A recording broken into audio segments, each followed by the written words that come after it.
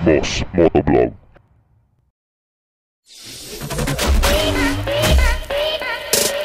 Nagbabalik po tayo dito sa World Trade Center, Pasay, Metro Manila. Dito naganap ang Inside Racing, ika-16 na pagkakataon na ito.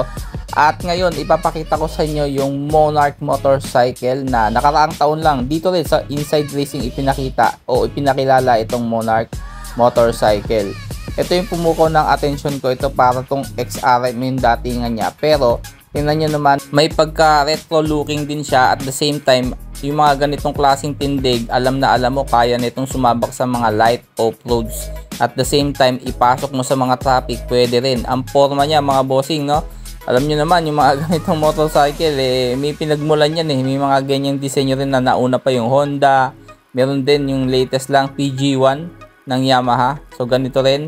Kumbaga, naghahanap ka ng budget meal na ganitong forma, retro, pero pwede mo isabak sa mga light off-roads. Well, itong Axis 125 ng Monarch, itong marirecommend ko sa inyo mga bossing.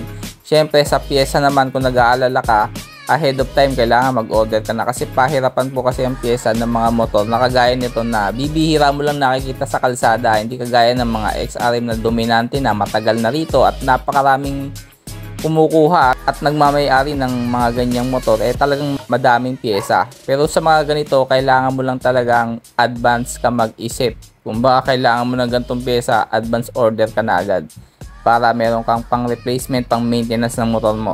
So Axis 125 talagang ano to no?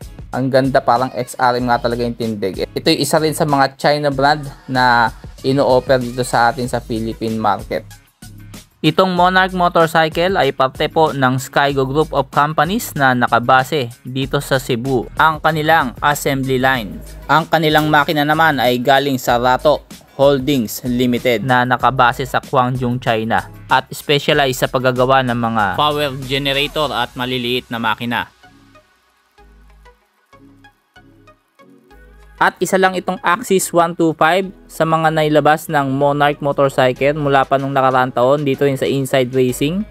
So magdadalawang taon na pala ang Monarch motorcycle dito sa Pilipinas. 125cc ang motor na ito, 4-stroke at nakaano po yan, auto clutch. Kumbaga ito kagaya ng mga XRM may kambyuhan din siya pero hindi mo na kailangan pumiga pa ng clutch o wala na tong clutch lever semi-automatic kung tawagin mga bossing.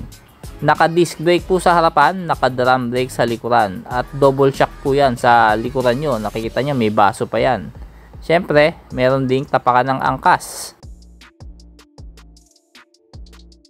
At bukod sa push button, meron kayong kickstarter para kung gusto nyo mamadyak, lalo na pag malamig yung panahon ay meron pa rin mga bossing.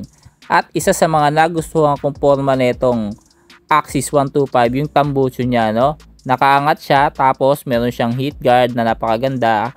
Very classic yung forma. Ito yung nagpapadistinct ng forma o disenyo ng motor na ito. Kakaiba siya. Kumbaga, bihira mo lang makikita to sa kalsada. At kung tutuusin, pwede mo ring ipang touring tong ganitong motor dahil nga 125cc lang, magaang, manipis ang gulong at malinipis ang kaha.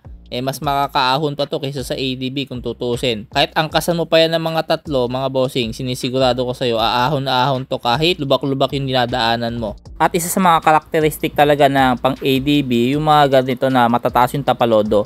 Para kung sakaling sumabak man yan sa mga mabato, hindi basta-basta tatamaan. Naka-halogen po ang mga ilon yan at pabilog. Syempre nga, retro styling. Kaya halos lahat ng mga ilon nakikita nyo, pati turn signals, pabilog din po. At napakaliwanag niyan mga bossing, yung projector headlamp na yan. Sa taillight naman, LED na rin integrated, pahaba siya mga bossing. Bilugan din yung kanyang mga side mirror. At fully digital po ang kanyang meter panel. Ang Monarch Axis 125 ay mabibili nyo po sa halagang 71,000 pesos. So nagre-range lang yan, tumataas lang ng konti, depende sa kasa na mapupuntahan nyo. Sa mga Monarch dealership o kaya naman Skygo motorcycle, makikita nyo ang motor na ito.